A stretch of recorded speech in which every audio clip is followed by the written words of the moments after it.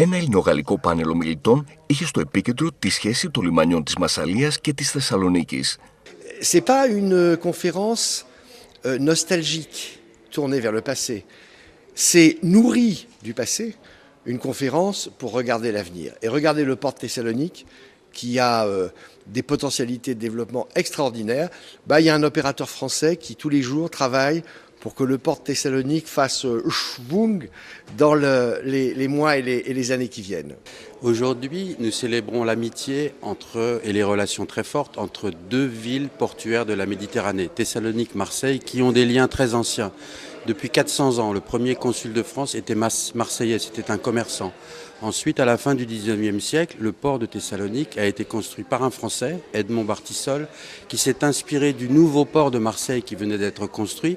Donc le port que nous connaissons aujourd'hui à Thessalonique est le modèle de Marseille.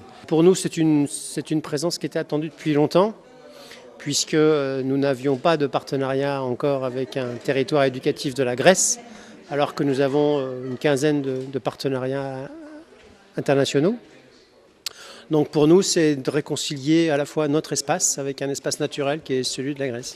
Στην εκδήλωση που φιλοξενήθηκε στο κατάμεστο αμφιθέατρο του Μουσείου Βυζαντινού Πολιτισμού, αναλύθηκε η ιστορική σύνδεση του λιμανιού της Θεσσαλονίκης με την κατασκευαστική δραστηριότητα των Γάλλων, αλλά και τα νήματα που το συνδέουν με το αντίστοιχο λιμάνι της Μασσαλίας. Je vais donner une conférence sur l'histoire du port de Marseille pour montrer comment au XIXe siècle ce port s'est complètement transformé. C'est presque une seconde fondation.